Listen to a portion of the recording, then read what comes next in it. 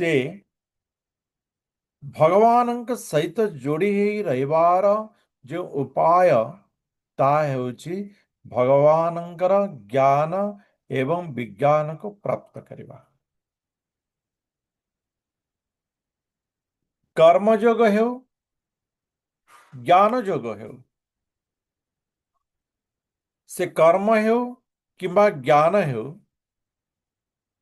ताहा भगवत ज्ञान विज्ञान बिना भगवत भक्ति बिना असंपन्न अटे। जेकोसी भगवान सहित योग हेबार मुख्य बिंदु हला भगवत भक्ति। भगवत भक्ति आमे जेतिकी प्राप्त करिवा भगवत भक्ति रे आमे जेतिकी निश्चल रहिवा आमे भगवानंकर सहित सेते जोड़ी होई रहिवा एवं ताहा केवल भगवत ज्ञान विज्ञान प्राप्त द्वारा ही आग को बढ़ी पारि थाए। तेणु अर्जुन सदा सर्वदा भगवान को स्मरण करिवार उपाय को भगवान सप्तम अध्याय रे ज्ञान विज्ञान जोगरे आरंभ करिथिले एवं शेष रे जो विषय रखिथिले ब्रह्म कण अध्यात्म कण कर्म कण अधिदैव कण अधियज्ञ कण अधिभूत कण यह द्वारा मनुष्य वार्धक्य एवं मृत्यु मुक्ति पाई जाए। तो अर्जुन ए विषय को जानिबा पई अष्टम अध्याय आरंभ होइतला एवं भगवान अर्जुन को ए विषय रे अष्टम अध्याय रे कहवा सहित आग को बढ़ी नवम अध्याय रे अर्जुन कौन प्रश्न नहीं सप्तम अध्याय रे नहीं नवम अध्याय रे मध्य नहीं एवं अर्जुन भगवान ठारू से गुह्यतम विषय से गुह्य ज्ञान को प्राप्त करिसेंती जो ज्ञान होउची सबु विद्या मानक भितरे राजा राज विद्या सबुठारो अति गुह्यतम राजगुह्य जो ज्ञान मनुष्य को धर्म पालन रे सहाय्य करिथाए जो ज्ञान केबे हेले नष्ट हुए नहीं जो ज्ञान मनुष्य को अति आनंद दायक आध्यात्मिक सुख प्रदान करिथाए से प्रकार ज्ञान नवम अध्याय रे प्रदान करिछन्ते एवं शेष रे कहिछन्ते अर्जुन मोर अध्यक्षतारे ही सब किछि हिताए ए माया ए प्रकृति ये सब मोर अध्यक्षतारे मोर निष्पत्ति रे सृष्टि हिचे किंतु मु ए भितरे नाही मु हे भितरे नाही किंतु किछि अज्ञान व्यक्ति जेतेबेले मु अवतरित हिताए सेमाने कहितांती जे ये गोटे आम परि मनुष्यटी किंतु वास्तव रे ए माया सहित मोर कौनसी संपर्क ही नाही मु एमानकु सृष्टि करिछि किंतु मोर संपर्क नाही एवं एहा को ज्ञानी माने बुझी पारि थांती एहा को ज्ञानी माने बुझी पारि थांती तेणु सेमाने मोर ए माया रे आउ लिप्त रुहंते नाही सेमाने निजर शरीर एवं मन को मते अर्पण कर दी थांती मन सदाबले मोर स्मरण रे रहता है एवं सेमानंकर शरीर सदाबले मोर सेवारे लगी रहता है।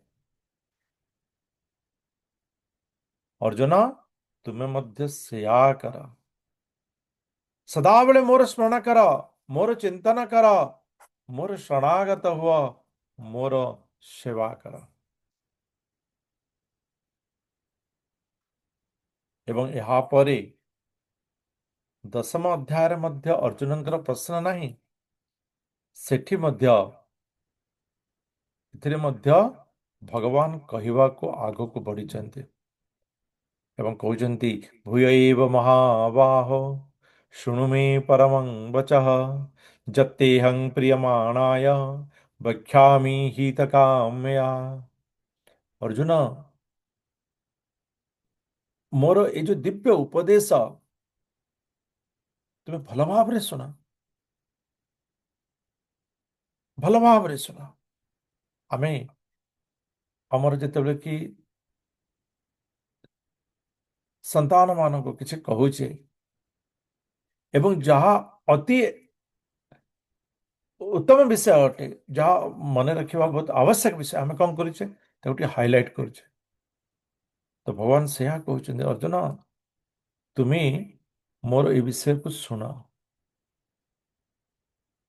जेहेतु तुम्हें मोर प्रिय सखा हट। भगवान को जे प्रिय, भगवान ताको ए ज्ञान प्राप्त करें थांती। अति प्रिय जे भगवान अति प्रिय अटे, भगवान ताको ए ज्ञान प्रदान करि थांती। जेहेतु तुम्हें मोर अति प्रिय अट, तेणु मु तुमको ये ज्ञान प्रदान कर तुम निकट रे मु प्रकाश कर। देखंतु भगवानंकर ठारू जो ज्ञान को प्राप्त करवा, सेथिपई आम भितर गुणर आवश्यकता रही। या आम आहुरी शेष को आहुरी प्रांजल भाव में भगवान कहे। तो ये आम बुझीपारुवा जे गुणर विकास आध्यात्मिकता पाई बहुत आवश्यक अटे। आजिकल जो सर्टिफिकेट पाठ पढ़ा से गुणर विकास आवश्यकता नहीं। बास किछि परिश्रम कर, मन रख, काम है।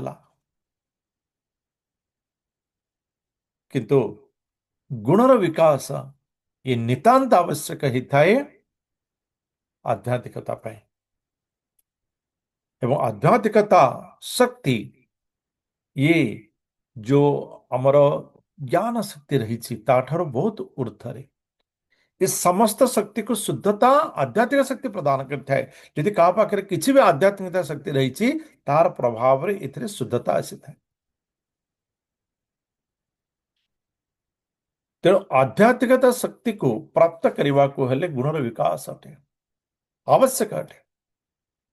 गतकाली भगवान कहते अर्जुन, जेहेतु तुम्हें द्वेष करुणा ईर्षा शून्य अट, तेणु तुमको ये गुह्य ज्ञान मु प्रदान करने को जाऊँ। आज मु तुमको आहुरी किछि कहवाको जाउछि, जेहेतु तुम्हें मोर प्रिय अट, तुम्हें मोर प्रिय अट, तुम्हें मोर सखा अट। सेतिपई मु तुमको आहुरी किछि ज्ञान प्रदान करवाको जाउछि। न मे विदुः सुरगणाः प्रभवं न महर्षयः अहमादिः देवानां महिषीणां च सर्वश। अर्जुन, वास्तव रे मो विषय रे कौनसी ज्ञानी बा देवता बा महर्षि माने जानते नहीं। ये देवता माने भी जानते नहीं, महर्षि माने भी जानते नहीं। अर्जुन कहते देवता माने भी आपन जानते नहीं ना, महर्षि माने ना। वास्तव रे से माने एथिपाई मते जानी पारंते नहीं, जेहेतु से समस्तंकर स्रोत मु अटे। इससे समस्ते मोर अध्यक्षतारे परिचालित अटन्ते, समस्ते मो ठारु ही जात ही छन्ते। मु समस्तंकर स्रोत अटे, समस्ते मो ठारु उत्पन्न ही चंती। तेणु सेमाने मध्य मो विषय रे जानते नाही। तो आपणकर स्रोत किए, आपण केउठारु आछन्ती? तो भगवान कहउचंती वास्तव रे ये जो पदटा माने कथारे सुंदरता आसवा पई जोड़ा है। किंतु अर्जुन ए प्रकार प्रश्न करि नाहंते। कथार सुंदरता पई आपको जोड़ा है। जो मां अज अजमनादि च वेति लोक महेश्वरम असमूढ़ समर्थेषु सर्व पापी प्रमुचते। अर्जुन, मोर स्रोत किए रहबो? वास्तव रे जो मां जह मां मत्ति अजन्मा ଆଦି ଅର୍ଥାତ୍ ମୁଁ ହେଲି ଆଦି, ମୋ ଠାରୁ ଆଉ ଆଗକୁ କିଛି ନାହିଁ। ଏବଂ ମୁଁ ହେଲି ଅଜନ୍ମା, ମୁଁ କେବେ ଜନ୍ମ ହୁଏ ନାହିଁ। च ଇତି ଲୋକ ମହେଶ୍ୱରମ୍, ଏବଂ ମୁଁ ହେଲି ଏ ସମସ୍ତ ଲୋକର ମହେଶ୍ୱର ଅଟେ।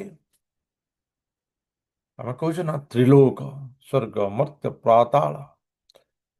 ଆମେ ଦେଖିଲେ ଯେ 14ଟି ଲୋକ ରହିଛି ଆମର, ଆମେ ତ ଭୂଲୋକରେ ରହିଛେ, ଆମର ଉପରକୁ ଭୁବଃ ସ୍ୱଃ ସବୁ ରହିଛି। ମହର୍ଷି ଲୋକ, ତପଲୋକ, ମହର୍ଷି ଲୋକ, ଜନଲୋକ, ବ୍ରହ୍ମଲୋକ ଇତ୍ୟାଦି। ଆମ ତଳକୁ ଅତଳ, ବିତଳ, ସୁତଳ, ତଳାତଳ, ପାତାଳ। ତ ଏ ପ୍ରକାର ଯେଉଁ ଲୋକ ରହିଛି, ଏ ସମସ୍ତ ଲୋକ, ଏ ତ ମୁଁ ଭୌତିକ କଥା କହିଲି, ଆଧ୍ୟାତ୍ମିକ ଜଗତ ଏବଂ ଭୌତିକ ଜଗତ, ଏ ସମସ୍ତ ଲୋକର ମହେଶ୍ୱର ହେଉଛନ୍ତି, ଈଶ୍ୱର ହେଉଛନ୍ତି, ଶ୍ରେଷ୍ଠ ହେଉଛନ୍ତି ଭଗବାନ। ଅସମୂଢ ସମର୍ଥେଷୁ ସର୍ବ ପାପି ପ୍ରମୁଚ୍ୟତେ। ବାସ୍ତବରେ ଯିଏ ଏହାକୁ ଜାଣିଥାଏ, ସେ ସମସ୍ତ ପାପରୁ ମୁକ୍ତ ହେଇଯାଏ। ସେ ସମସ୍ତ ପାପରୁ ମୁକ୍ତ ହେଇଯାଏ, ତାକୁ ଆଉ ପାପ ସ୍ପର୍ଶ ହୁଏ ନାହିଁ।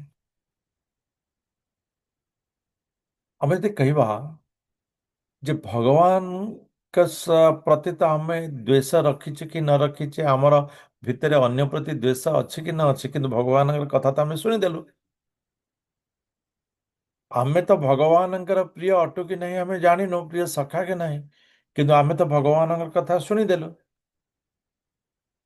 ଭଗବାନ ଅର୍ଜୁନଙ୍କୁ କଣ୍ଡିସନ ରଖିବାର କିଛି କାରଣ ନଥିଲା। ନାଇଁ, ଭଗବାନ ଅର୍ଜୁନଙ୍କୁ ଏହା କହିବା ପଛରେ ଗୋଟେ ରହସ୍ୟ ରହିଛି। ଯଦି ମନୁଷ୍ୟ ଭଗବାନଙ୍କ ପ୍ରତି ସଖାଭାବ, ପ୍ରେମ ଭାବ ଯଦି ନ ରଖିବ, ଦଶମ ଅଧ୍ୟାୟରେ ଭଗବାନ ଯାହା କହୁଛନ୍ତି, ଦଶମ ଏକାଦଶ ଅଧ୍ୟାୟରେ, ସେ ତାକୁ ବୁଝିପାରିବ ନାହିଁ।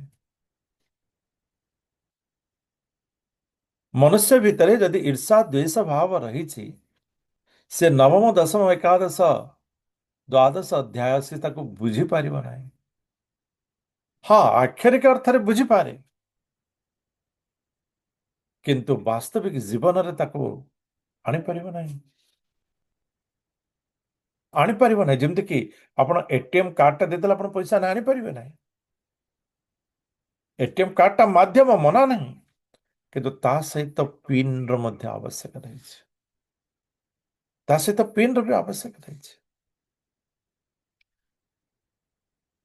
ତେଣୁ ମନୁଷ୍ୟ ଯେ ଏ ବିଷୟକୁ ପ୍ରାପ୍ତ କରିବ ତାହା ନୁହେଁ, ତା ସହିତ ତା ଭିତରେ ସେ ଗୁଣ ଜାଗ୍ରତ ହେବା ହିଁ ଏହି ଜ୍ଞାନକୁ ଆହରଣ କରିବାର ସୁଯୋଗ ପ୍ରଦାନ କରେ। ତେଣୁ ଯିଏ ଭଗବାନଙ୍କୁ ଅଜନ୍ମା, ଅନାଦି ଜାଣିଥାଏ, ସିଏ ଆଉ ମୃତ୍ୟୁ ଲୋକର ପାପରେ ଲିପ୍ତ ରହେ ନାହିଁ। ତ ଅର୍ଜୁନ କହୁଛନ୍ତି, କିନ୍ତୁ ତ ଏଇ ମହର୍ଷି ଦେବତା ଏମାନେ ତ ବହୁତ ଗୁଣୀ ଜ୍ଞାନୀ ଅଟନ୍ତି। ଅର୍ଜୁନ, ଏଇ ଗୁଣ ତ ମୁଁ ହିଁ ପ୍ରଦାନ କରିଛି, ଏଇ ଗୁଣ ମୋର ହିଁ ପ୍ରଦାନ ଅଟେ। ସପ୍ତର୍ଷି କୁହନ୍ତୁ ଯେଉଁମାନେ ଆଜି ପର୍ଯ୍ୟନ୍ତ ମଧ୍ୟ ଆମେ ଆକାଶ ଲୋକରେ ଆମେ ଦେଖୁଛେ, ସପ୍ତର୍ଷି ଚାରି କୁମାର, ଚତୁଷ୍କୁମାର, ଯେଉଁମାନେ ଭଗବାନଙ୍କର ବାସ୍ତବିକ କଥାକୁ ଗ୍ରହଣ କରି ଚାରିଆଡେ ପଠେଇଥିଲେ। ଚତୁର୍ଦ୍ଦଶ ମନୁ, ଯେଉଁମାନେ କି ଏ, ଲୋକପାଳ ବା ଲୋକ ମାନେ ଗୋଟେ ଗୋଟେ ଏ, ଲୋକରେ ସେମାନେ ନିଜର ରାଜତ୍ୱ କରିଥାନ୍ତି। ଏ ସମସ୍ତେ ମୋର ମାନସରୁ ଜାତ, ମୋର ମନର କଳ୍ପନାରୁ ଜାତ। ଏମାନଙ୍କର ଆବଶ୍ୟକତାର ପରିପୂର୍ଣ୍ଣ ମୁଁ କରିଛି। ବାସ୍ତବରେ ଏହି ବିଷୟ ସେମାନେ ଜାଣିପାରିବେ ନାହିଁ। ତ କେଉଁମାନେ ଜାଣିପାରିବେ? ନା ଯେଉଁମାନେ ସଦାବେଳେ ନିଜର ମନକୁ ମୋ ନିକଟରେ କେନ୍ଦ୍ରିତ କରିବେ, ସଦା ସର୍ବଦା ସଦା ସର୍ବଦା ନିଜର ମନକୁ ମୋ ନିକଟରେ କେନ୍ଦ୍ରିତ କରିପାରିବେ, ସେଇ ପ୍ରକାର ଭକ୍ତ ହିଁ ମତେ ଜାଣିପାରିବ। ଭଗବତ ଗୀତାର 10ମ ଅଧ୍ୟାୟ 8ମ ଶ୍ଳୋକରୁ 11ଶ ଶ୍ଳୋକ ପର୍ଯ୍ୟନ୍ତ ଆକୁ ଚତୁଶ୍ଲୋକୀ ଗୀତା କୁହାଯାଏ। କାରଣ ଏଇ 4ଟି ଶ୍ଳୋକର ଯେଉଁ ସାରାଂଶ ରହିଛି, ସମ୍ପୂର୍ଣ୍ଣ ଭଗବତ ଗୀତାର ସାରାଂଶ ହେଉଛି ସେୟା। ଏ ଚତୁଶ୍ଲୋକୀ ଗୀତାରେ ତିନୋଟି ବିଷୟ ରହିଛି। ଗୋଟିଏ ହେଲା ସମ୍ବନ୍ଧ, ଆଉ ଗୋଟେ ହେଲା ଅଭିଧେୟ, ଆଉ ଗୋଟେ ହେଲା ପ୍ରୟୋଜନ। ତ ଭଗବାନଙ୍କ ସହିତ ଆମର ସମ୍ବନ୍ଧ କଣ? ଆମର ସମ୍ବନ୍ଧ କଣ? ଆମର ସମ୍ବନ୍ଧ ହେଲା ଅହଂ ସର୍ବସ୍ୟ ପ୍ରଭବୋ ମତ ସର୍ବଂ ପ୍ରବର୍ତ୍ତତେ ଇତି ମତ୍ୱା ଭଜନ୍ତେ ମାଂ ବୁଦ୍ଧା ଭାବ ସମନ୍ୱିତା। ଅର୍ଜୁନ, ମୁଁ ସମଗ୍ର ଜଗତର ଉଦ୍ଗମ ସ୍ଥଳ ଏବଂ ସବୁ କିଛି ମୋ ପରେ ଉତ୍ପନ୍ନ ହେଇଛି। ଯେଉଁ ବିଜ୍ଞ ବ୍ୟକ୍ତି ଏହାକୁ ଜାଣନ୍ତି, ସେମାନେ କଣ କରନ୍ତି? ମତେ ଉପାସନା କରନ୍ତି। ସେମାନେ ଉପାସନା କରନ୍ତି। ଇଏ ହେଲା ଭଗବାନଙ୍କ ସହିତ ଆମର ସମ୍ବନ୍ଧ। ଭଗବାନଙ୍କ ସହିତ ଆମର ସମ୍ବନ୍ଧ ହେଲା, ଭଗବାନ ହେଉଛନ୍ତି ସମଗ୍ର ଜଗତର ଉଦ୍ଗମ ସ୍ଥଳ, ଆମର ବି ଉଦ୍ଗମ ସ୍ଥଳ। ତେଣୁ ଆମେ ଏହାକୁ ଜାଣି ଭଗବାନଙ୍କୁ ଭକ୍ତିର ସହିତ ଉପାସନା କରିବା, ଇଏ ହେଲା ବାସ୍ତବିକ ଭଗବତ ସମ୍ବନ୍ଧ। ତ ଅଭିଧେୟ ରାସ୍ତା, ରାସ୍ତା ହେଲା ମच्चिता मद्गत प्राणा बोधयन्तः परस्परम कथयन्तश्च मां नित्यं तुष्यन्ति च रमन्ति च। ଯେଉଁମାନେ ଏହାକୁ ଜାଣନ୍ତି ଯେ ଭଗବାନ ହିଁ ସମସ୍ତ ଜଗତର ଜୀବ ଜଗତର ଉଦ୍ଗମ ସ୍ଥଳ, ସେମାନେ କଣ କରିଥାନ୍ତି? ନା ସଦାବେଳେ ଭକ୍ତ ତାର ମନଟାକୁ ଭଗବାନଙ୍କ ନିକଟରେ ରଖିଥାଏ। ଭଗବାନ ହିଁ ସବୁ କିଛି। କାଲି ବି କହିଲେ, ଆମେ ଭୀଷ୍ମଙ୍କ କଥା ଜାଣିଲେ। ଯଦି ଭଗବାନ ଚାହୁଁଛନ୍ତି ମୋର ମୃତ୍ୟୁର ଖବର ନବା ପାଇଁ, ମୋ ମୃତ୍ୟୁ ଯଦି ଭଗବାନ ଚାହୁଁଛନ୍ତି, କିଏ ରଖିପାରିବ? ଏବଂ ଯଦି ଭଗବାନ ଚାହୁଁନାହାନ୍ତି ମୋର ମୃତ୍ୟୁ, କିଏ ମାରିପାରିବ? ତେଣୁ ଭଗବାନଙ୍କର ବିଷୟକୁ ସ୍ମରଣ କରି ପିତାମହ ଭୀଷ୍ମ ତାଙ୍କର ମୃତ୍ୟୁର ରହସ୍ୟ ପାଣ୍ଡବମାନଙ୍କୁ ପ୍ରଦାନ କରିଦେଇଥିଲେ। ପାଣ୍ଡବମାନଙ୍କୁ ପ୍ରଦାନ କରିଦେଇଥିଲେ। ମच्चिता ମଦ୍ଗତ ପ୍ରାଣାଃ। ତେଣୁ ଭଗବାନ ସବୁ କିଛି ଏଥିରେ ଦୃଢ ରହିବାର ଭକ୍ତ ସେ କଣ କରିଥାଏ? ସୁଖରେ ବି ଭଗବାନ, ଦୁଃଖରେ ବି ଭଗବାନ, ପ୍ରାପ୍ତ ହେଲେ ବି ଭଗବାନ, ପ୍ରାପ୍ତ ନହେଲେ ବି ଭଗବାନ। ସେ ସଦାବେଳେ ତାହାର ମନଟାକୁ ଭଗବାନଙ୍କ ନିକଟରେ ସମର୍ପିତ କରିଦେଇଥାଏ ଏବଂ ଭଗବାନଙ୍କର ଚିନ୍ତନରେ, ମନନରେ, ସ୍ମରଣରେ, ସେବାରେ ସେ ଆନନ୍ଦ ପ୍ରାପ୍ତ କରିଥାଏ। ଏହା ନୁହେଁ ଏହା କର୍ତ୍ତବ୍ୟ, ଏହା ଯଦି ନ କରିବେ ଭଗବାନ ରାଗିଯିବେ, ସେଥିପାଇଁ ସକାଳୁ ଅଧଘଣ୍ଟା ମୁଁ ପୂଜା କରିନେବି, ସେଇ ବିଷୟ ନାହିଁ। ସେ ବିଷୟରେ ପୂଜା କରିବା ତ ହେଇପାରେ ସେ ପ୍ରାଥମିକତା, କିନ୍ତୁ ଭଗବାନଙ୍କ ସେବା କରିବାରେ ଯେଉଁ ଆନନ୍ଦ, ଆନନ୍ଦରେ ସେବା କରିବା, ମଜବୁରିରେ ସେବା ନାହିଁ, ମଜବୁରିରେ ନାହିଁ, ଆନନ୍ଦରେ ସେବା କରିବାଟା ହଉଛି ବାସ୍ତବିକ ସେବା। ସେବା କରିବାରେ ଆନନ୍ଦ ପ୍ରାପ୍ତ କରିବା, ଇଏ ହଉଛି ବାସ୍ତବିକ ସେବା। ଇଏ ହଉଛି ବାସ୍ତବିକ ସେବା।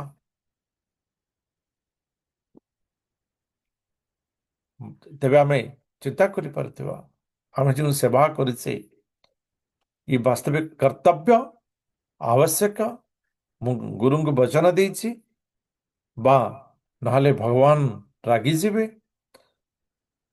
ନହେଲେ ମାନେ गोटे दिन पूजा खंडिया ना किछि किछि ना भगवान को सेवा करिवार मते आनंद लागुଛି। चिंता करंतु पार्थक्य रहिछि, सेवा करिवारे भी पार्थक्य रहिछि। तो आनंद प्राप्त करिवा जेमति कि आपण गोटे किछि नुआ विषय गोटे मन कर घरे आपण नुआ गाड़ी गोटे किनिचंते,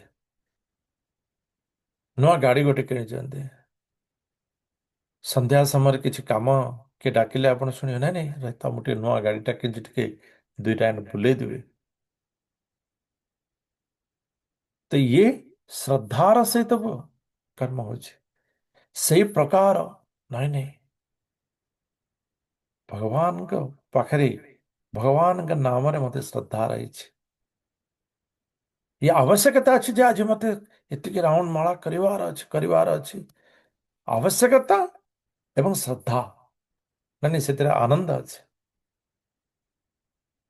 आम केबे भी फील करथिबा जे भगवान को सेवा करिवार जो आनंद से आनंद र सेवा होछि वास्तविक सेवा अटे। एवं जने वास्तविक भक्त भगवानंकर सही नाम रे भगवानंक सही गुण कीर्तन रे भगवान विषय रे आलाप रे आनंद प्राप्त करिथाए, आनंद प्राप्त करिथाए। एवं ये आनंद तार केउ प्रकार प्रयोजन रहे हेइथाए जेतेबेले ये आनंद ताहार दृढ़ता आसी जाइथाए। तेषां शततयुक्तानां भजतां प्रीतिपूर्वकं ददामि बुद्धियोगं तं येन मामुपयान्ति ते। जेतेबेले मनुष्य भितर ए आनंद जागृत हो जाइथाए, भक्त भितर से आनंद जागृत होइथाए, सेतेबेले मु कण करिथाए ना सेमानंको दिव्य ज्ञान प्रदान करिथाए और ज्ञान प्रदान करिथाए। आपण देखिबे केबे भी अनुभव करि पारथिबे छोटकाटिया हो अनुभव करि पारथिबे जेतेबेले आपण भगवान के सहित जोड़ी रहउचंती भगवान के विषय रे आउरी किछि आपणकर मन भितरे अधिक किछि जात हेउछि। भगवान को प्रेम करिवार अधिक आवश्यकता आपन भितर जागृत। ये जागृतता केउठे आछि? ये जागृतता भगवान प्रदान करछन्ति आपन हृदय रे। आप मु काली भी कहितले ना आपन जदि दुई हाथ रे भगवान को टेकी देबे भगवान चारि हाथ टेकी आपन को देबे। आपण जदि दुई हाथ रे भगवान को टाणिबे भगवान को टाणिबा पे चेष्टा करिवे या दे से या दे भगवान तो आपण को चारि हाथ रे टाणिबा पे चेष्टा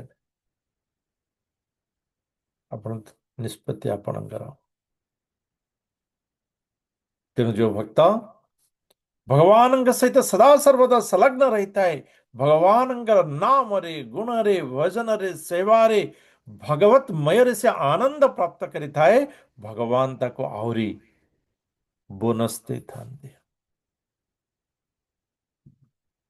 केवल सेतिके नहीं आहुरी कौन प्रयोजन ना तेषामेवानुकंपार्थम अहम ज्ञानजं तमः नाशयामात्म भावस्तो ज्ञान दीपेन भास्वता। केवल ज्ञान देइथाय ताहा नुहे ज्ञानर दीपक तार हृदय रे मु जाली देइथाय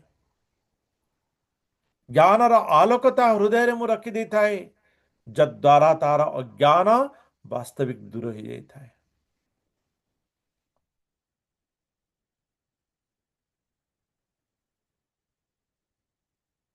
दस्यु रत्नाकर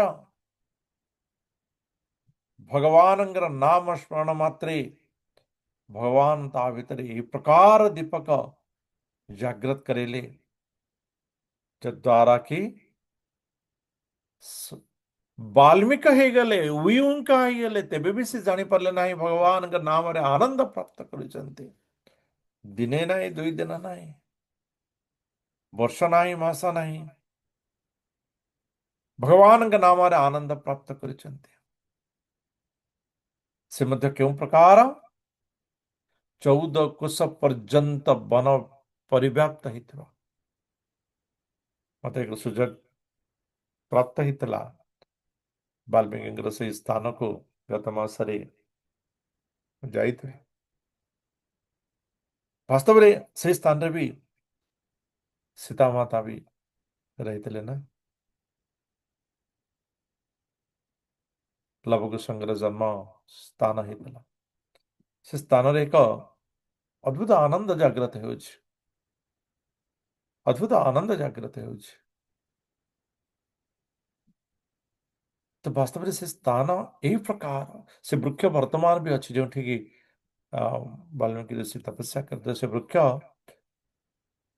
ମାନେ ବାହାରଟା ମାନେ ନଷ୍ଟ ହେବା ପୂର୍ବରୁ ଭିତରୁ ଆଉ ଗୋଟେ ବୃକ୍ଷ ବାହାରି ଯାଇଥାଏ।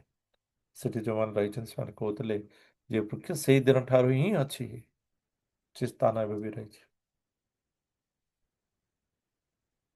ତ ଭଗବାନ କଣ କରିଥାନ୍ତି ନା ଅନନ୍ୟ ଭକ୍ତର ହୃଦୟରେ ଜ୍ଞାନର ଦୀପକୁ ପ୍ରଜ୍ୱଳିତ କରିଥାନ୍ତି। ଜ୍ଞାନର ଦୀପ ପ୍ରଜ୍ୱଳିତ ହେବା କ୍ଷଣି ଅଜ୍ଞାନ ତିମିର ନଷ୍ଟ ହେଇଯାଇଥାଏ। ଅଜ୍ଞାନ ତିମିରାନ୍ଧସ୍ୟ ଜ୍ଞାନାଞ୍ଜନ ଶଲାକୟା। ଅଜ୍ଞାନ ତିମିର ଭିତରୁ ମଣିଷ ବାହାରକୁ ଆସି ଯାଇଥାଏ। ତାହାର ଚକ୍ଷୁରେ କେବଳ ଜ୍ଞାନ ହିଁ ସ୍ମରଣ ହେଇଥାଏ। କଣ କରିବା ଉଚିତ କଣ ନ କରିବା ଉଚିତ ଯେଉଁ ଦ୍ୱନ୍ଦ୍ୱ ତାହାର ଆଉ ରହିନଥାଏ। ଯାହା ଉଚିତ ତାହା ତାହା ପାଇଁ ସତ୍ୟ ହେଇଥାଏ। ସେହି ପ୍ରକାର ବାସ୍ତବରେ ଭଗବତ ଗୀତାର ଇଏ ହେଉଛି ସାରାଂଶ।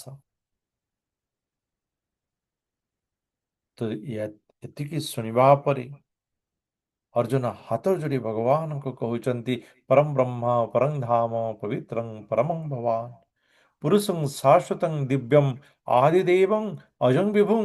ଆପଣ ହେଉଛନ୍ତି ପରମ ବ୍ରହ୍ମ। ଆମେ ପଢିଲେ ଅଷ୍ଟମ ଅଧ୍ୟାୟରେ ନା ବ୍ରହ୍ମ ପରମ ସେ ପରମ ବ୍ରହ୍ମକୁ ନିର୍ଦ୍ଦିଷ୍ଟ କରିଥାଏ। ଆତ୍ମାର ସର୍ବୋଚ୍ଚ ସ୍ଥାନକୁ ନିର୍ଦ୍ଦିଷ୍ଟ କରିଥାଏ। ଏବଂ ଅର୍ଜୁନ ଏବେ କହୁଛନ୍ତି ଯେ ଆପଣ ହେଉଛନ୍ତି ପରମ ବ୍ରହ୍ମ। ଆପଣ ହେଉଛନ୍ତି ପରମ ଧାମ। ଆପଣଙ୍କ ଠାରୁ ଆଉ ଉର୍ଦ୍ଧ୍ୱ ଧାମ କିଛି ହିଁ ନାହିଁ। ଏବଂ ଆପଣ ହେଉଛନ୍ତି ପରମ ପବିତ୍ର। ଆପଣଙ୍କ ଠାରୁ ଆଉ ପବିତ୍ର କିଛି ନାହିଁ। ଆପଣ ହେଉଛନ୍ତି ପରମ ପୁରୁଷ। ଆପଣ ହେଉଛନ୍ତି ପରମ ପୁରୁଷ। ଆପଣଙ୍କ ଠାରୁ ଆଉ ଶ୍ରେଷ୍ଠ ସ୍ରଷ୍ଟା ଆଉ କିଏ ନାହାନ୍ତି। ଆପଣ ସମସ୍ତଙ୍କର ସ୍ରୋତ। ଆପଣ ହେଉଛନ୍ତି ଶାଶ୍ୱତ ପରମ ଶାଶ୍ୱତ। ଆପଣ ହେଉଛନ୍ତି ପରମ ସତ୍ୟ ଏବଂ ଆଦିଦେବଂ ଆପଣ ହେଉଛନ୍ତି ଆଦି ଅଜ। ଆପଣ ଅଜନ୍ମା। ଆପଣ ହେଉଛନ୍ତି ବିଭୁ। ଆପଣ ହିଁ ବିଭୁ। परमं ब्रह्म परमं धाम परं ब्रह्म परं धाम पवित्रं परमं भवान पुरुषं शाश्वतं दिव्यम आदिदेवम अजं विभुं। ଏତିକି ଯଦି ମନୁଷ୍ୟ ସ୍ୱୀକାର କରିନିଏ କେବଳ ସ୍ୱୀକାର କରେ ହଁ ଭଗବାନ ତ ସବୁ ଶ୍ରେଷ୍ଠ ମୁଁ ତ ଜାଣିଛି ଭଗବାନ ଶ୍ରେଷ୍ଠ ନା ତାକୁ ଆଚରଣରେ ଭଗବାନଙ୍କୁ ଶ୍ରେଷ୍ଠତା ପ୍ରଦାନ କରିବା ଦରକାର।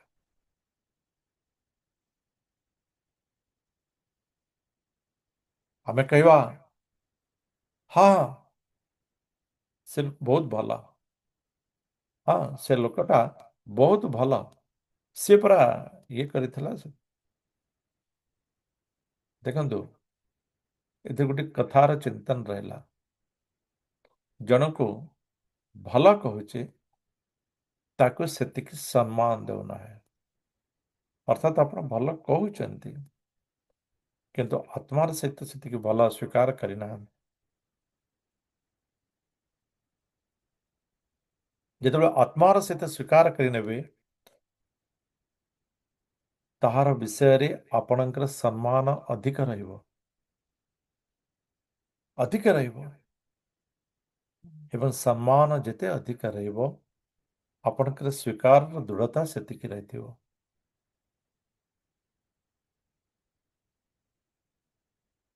ତେଣୁ କେବଳ ଯେ କହିବା ସେୟା ନୁହେଁ, ତାକୁ ବାସ୍ତବରେ ଗ୍ରହଣ କରିବା। ତାକୁ ବାସ୍ତବରେ ଗ୍ରହଣ କରିବା। ଅର୍ଜୁନଙ୍କୁ ଭଗବାନ ସେଥିପାଇଁ କହିଛନ୍ତି, ଅର୍ଜୁନ କଣ ବାସ୍ତବରେ ତୁମେ ଏହାକୁ ସ୍ୱୀକାର କରୁଛ? ଭଗବାନ କହୁଛନ୍ତି, ଅର୍ଜୁନ କହୁଛନ୍ତି, ପ୍ରଭୁ ଏଇ କଥା ମୁଁ ଆଗରୁ ବି ଶୁଣିଥିଲି। ନାରଦ, ଅସିତ, ଦେବଳ, ବ୍ୟାସ ଏମାନେ ମଧ୍ୟ ଏ କଥା କହିଥିଲେ, ମୁଁ ଶ୍ରବଣ କରିଥିଲି। ଏବଂ ଆଜି ମଧ୍ୟ ଆପଣଙ୍କ ଠାରୁ এই କଥାକୁ ମୁଁ ପ୍ରାପ୍ତ କରୁଛି। ତେଣୁ ମୁଁ ଏଥିରେ ନିଶ୍ଚିତ।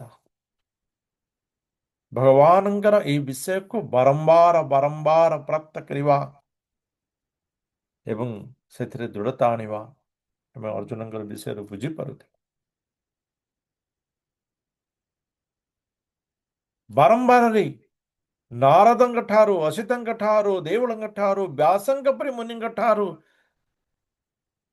ଶୁଣି ମଧ୍ୟ ଭଗବାନଙ୍କ ଠାରୁ ଆହୁରି ଶୁଣୁଛୁ। ଏବଂ ଅର୍ଜୁନ କହୁଛନ୍ତି,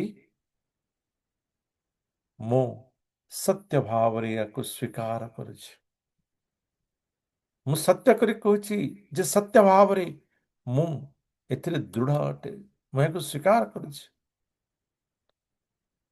ମୁଁ ହାତ ଯୋଡ଼ି ଆପଣଙ୍କୁ ନିବେଦନ କରୁଛି, ଆପଣ ହିଁ ସର୍ବଶ୍ରେଷ୍ଠ। କିନ୍ତୁ ମୋତେ ଏତିକି ଜ୍ଞାନ ପ୍ରଦାନ କରନ୍ତୁ, କେଉଁ ପ୍ରକାର ଭାବରେ ମୁଁ ସଦା ସର୍ବଦା ମନ ଭିତରେ ଆପଣଙ୍କୁ ସ୍ମରଣ କରିପାରୁଥିବି। ଏହି ବିଷୟରୁ ହିଁ ସପ୍ତମ ଅଧ୍ୟାୟ ଆରମ୍ଭ ହୋଇଥିଲା।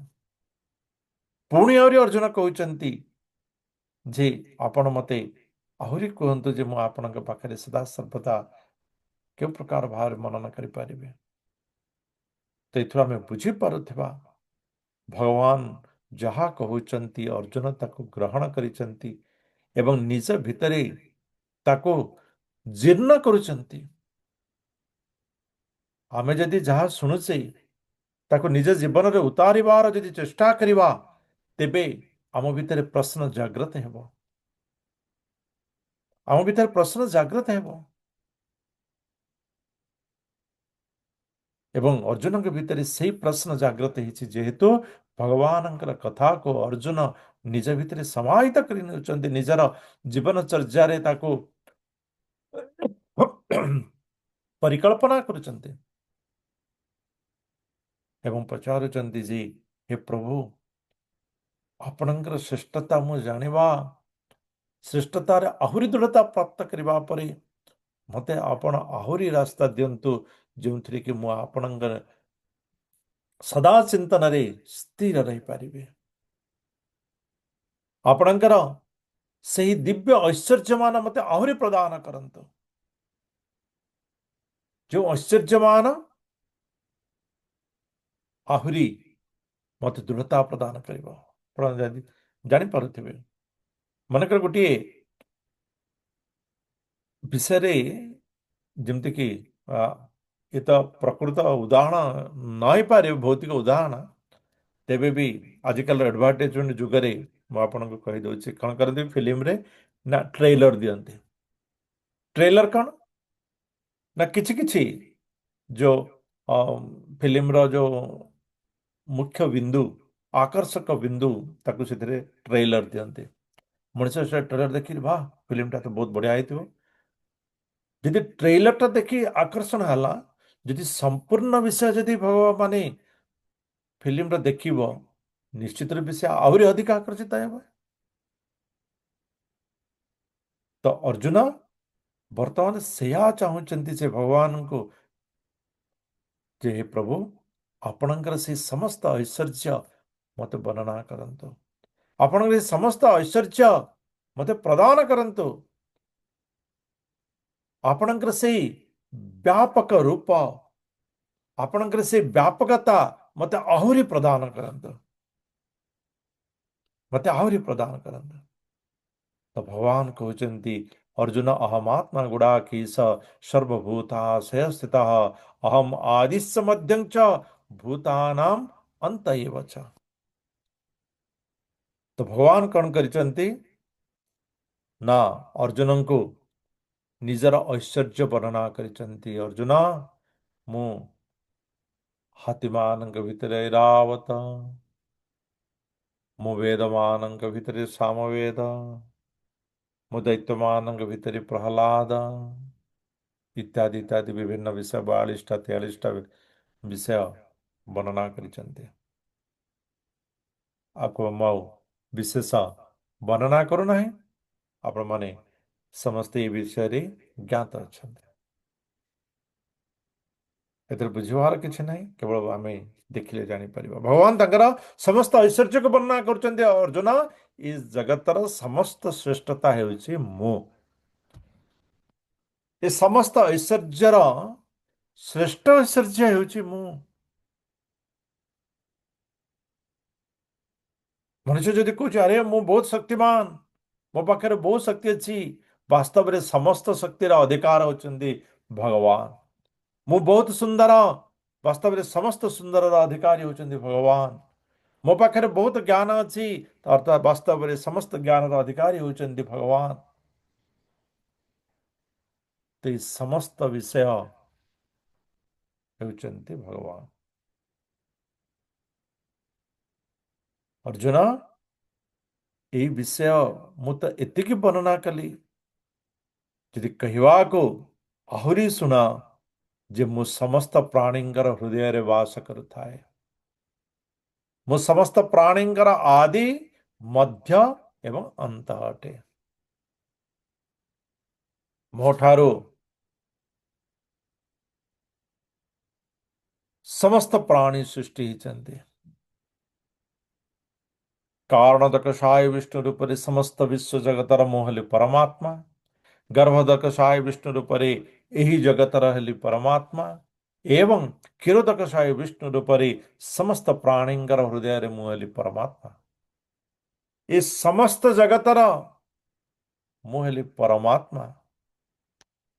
ଏ ସମସ୍ତ ସୃଷ୍ଟି ପ୍ରାଣୀଙ୍କର ସୃଷ୍ଟିକର୍ତ୍ତା ମୁଁ, ପାଳନକର୍ତ୍ତା ମୁଁ ଏବଂ ଅନ୍ତକର୍ତ୍ତା ମଧ୍ୟ ମୁଁ ଅଟେ। ମୋ ଠାରୁ ସୃଷ୍ଟି ହୁଅନ୍ତି, ମୋ ଦ୍ୱାରା ପାଳିତ ହୁଅନ୍ତି ଏବଂ ମୋ ଠାରେ ହିଁ ଶେଷରେ ସମାପ୍ତ ହେଇଥାନ୍ତି।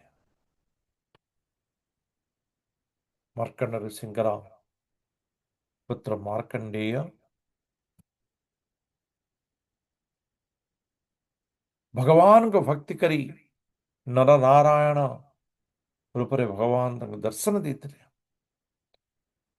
କହିଥିଲେ ଯେ ପ୍ରଭୁ ମତେ କେବଳ ସେ ପ୍ରଳୟ ଦେଖିବାକୁ ଟିକେ ସୁଯୋଗ ଦିଅନ୍ତୁ। जो महाप्रलय आपण करती ताको देखा सुजोग दिंतु। भगवान कहले तथास्तु देखे। संध्या समय त्रिसंध्या करिवार शेष समय संध्या समय मार्कंड ऋषि मार्कंडेय ऋषि से कौन करुचंती संध्या करुचंती।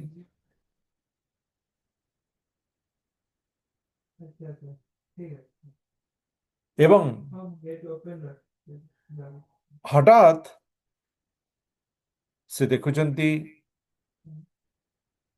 जे प्रबल बेगरे पवन धीरे धीरे पानी एवं एते आसला जे चतुर्दिगरे पानी प्रबल हो गला।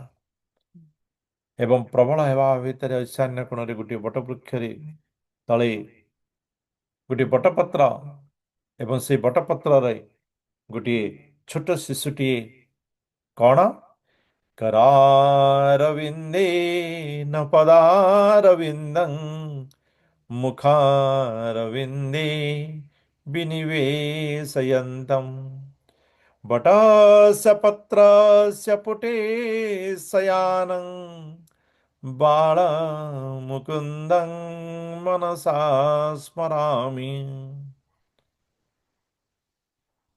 से छोट शिशुटी करारविंदेन पदारविंदम करार हाथ दुईटी पाद को धरिଛନ୍ତି। मुखारविंदे विनिवेशयन्तम मुख भितर प्रवेश कराइଛନ୍ତି। खाली पादटाକୁ ଧରି ନାହାନ୍ତି, ପାଦର ଆଙ୍ଗୁଳିଟାକୁ ମୁଖ ଭିତରେ ପ୍ରବେଶ କରାଇଛନ୍ତି। एवं बटस्य पत्रस्य पुटे शयानम बटपत्र उपरे शयन करिଛନ୍ତି ସେହି ବାଳ ମୁକୁନ୍ଦ ତାକୁ ଯିଏ ପ୍ରତିଦିନ ସ୍ମରଣ କରିଥାନ୍ତି ସେମାନେ ମହାପ୍ରଳୟରୁ ମୁକ୍ତି ପ୍ରାପ୍ତ କରିଥାନ୍ତି।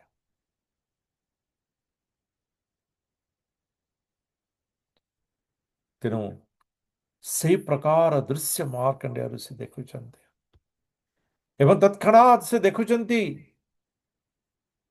ଯେ ସେହି ବାଳକ ଶିଶୁର ମୁଖ ଭିତରେ ସେ ପ୍ରବେଶ କରି ଯାଉଛନ୍ତି ଏବଂ କିଛି କ୍ଷଣ ପରେ ସେ ଦେଖୁଛନ୍ତି ପୁଣି ବାହାରକୁ ଆସୁଛନ୍ତି ଏବଂ ଯେଉଁ ସ୍ଥାନରେ ଥିଲେ ସେହି ସ୍ଥାନରେ ଅଛନ୍ତି ଏବଂ ଜଳ ବାୟୁ ଆଉ କିଛି ନାହିଁ, ସବୁ କିଛି ସାମାନ୍ୟ ରହିଯାଇଛି। କେବଳ ଯିବା ଆସିବା ସା ଅଳ୍ପ ସମୟର ଯେଉଁ ପ୍ରଳୟ ତାହା ସିଏ ଦର୍ଶନ କରିଛନ୍ତି। ତ ଏ ପ୍ରକାର ବାସ୍ତବରେ ହେ ଅର୍ଜୁନ ସମସ୍ତ ଜୀବର ଯେଉଁ ଉତ୍ପତ୍ତିର କାରଣ ମୁଁ ଅଟେ। ମୋର ଏ ଦିବ୍ୟ ବିଭୂତି ଏହାର କିଛି ଶେଷ ହିଁ ନାହିଁ। ଯେତେ ବି ବିଭୂତି ପ୍ରଦାନ କରିବା ଏଥିରେ କୌଣସି ଶେଷ ନାହିଁ। ଯଦ୍ୟତ୍ ବିଭୂତି ମତ୍ ସତ୍ୱଂ ଶ୍ରୀମ ଦୁର୍ଜିତମେବ ବା ଦତ୍ତଦେବାବଗଚ୍ଛତ୍ୱଂ ମମତେ ଯୋ ସସମ୍ଭବମ୍। ଯେତେ ବି ତୁମେ ଐଶ୍ୱର୍ଯ୍ୟ ଦେଖୁଛ, ଆମେ ଦେଖୁଛୁ ଗୋଟେ ଘୋଡ଼ା ଅଛି ଅତି ସୁନ୍ଦର, ତ ସେ ଘୋଡ଼ାର ଯୋଉ ଲାଳିନତା ସୌନ୍ଦର୍ଯ୍ୟ ତାହା ଭଗବାନଙ୍କ ପ୍ରଦତ୍ତ ଅଟେ। ଅର୍ଥାତ୍ ଭଗବାନଙ୍କର ଭଣ୍ଡାରରୁ ସେ ସୌନ୍ଦର୍ଯ୍ୟ ରହିଛି। ଅର୍ଥାତ୍ ସର୍ବ ସୌନ୍ଦର୍ଯ୍ୟ ସମସ୍ତ ସୌନ୍ଦର୍ଯ୍ୟର ଅଧିକାରୀ ଭଗବାନ ଅଟନ୍ତି।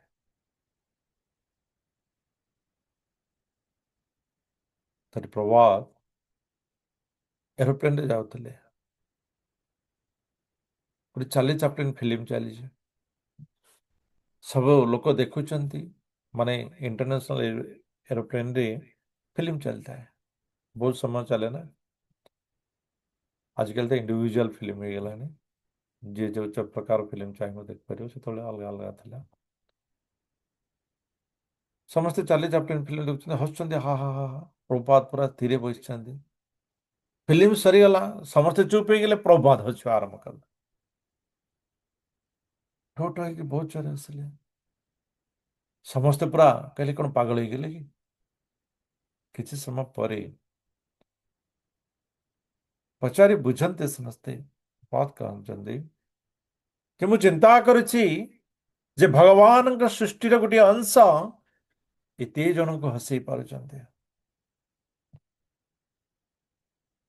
ଯଦି ସୃଷ୍ଟି ଯଦି ଏତେ ଜଣଙ୍କୁ ହସେଇ ପାରେ, ତେବେ ସ୍ରଷ୍ଟା କେତେ ଜଣଙ୍କୁ ହସେଇ ପାରନ୍ତି? ସ୍ରଷ୍ଟା କେଉଁ ପ୍ରକାର ଆନନ୍ଦ ପ୍ରଦାନ କରିପାରନ୍ତି? ଆମେ କହୁଛେ ଗୋଟେ ବୈଜ୍ଞାନିକ ଅଛି, ବହୁତ ଜ୍ଞାନ ଅଛି, ସେ ଜ୍ଞାନ ମଧ୍ୟ ଭଗବାନଙ୍କ ପ୍ରଦତ୍ତ ଅଟେ। ସେ ଜ୍ଞାନ ମଧ୍ୟ ଭଗବାନଙ୍କ ପ୍ରଦତ୍ତ ଅଟେ। ଅର୍ଜୁନ, ଏ ସମସ୍ତ ପ୍ରକାର ବିଷୟ ଜାଣିବା ଅପେକ୍ଷା ଅଥବା ବହୁନୀତେନ କିଂ ଜ୍ଞାତେନ ତବାର୍ଜୁନ ବିଷ୍ଟଭ୍ୟା ଅହମିଦଂ କୃଷ୍ଣ मेजांग मेकांग सेन स्थितो जगत कृष्णम एक अंशेन स्थितो जगत। अर्जुन, तुम्हें एते ऐश्वर्य जानिबा अपेक्षा केवल सर्टकट रे कनक्लूजन रे गोटे धाड़ी रे तुम्हें जानी नियो ये समस्त विश्व ब्रह्मांड को केवल मु गोटे अंश रे धारण करिछि। मु मोर गोटे अंश रे धारण करिछि।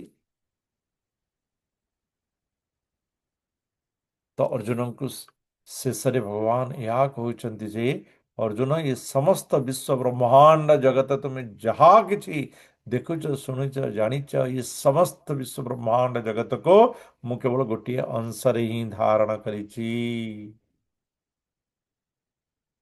ଇଏ ହେଲା ଭଗବାନଙ୍କର ସେଇ ବ୍ୟାପକତାର ବିଜ୍ଞାନ। ଆଜିର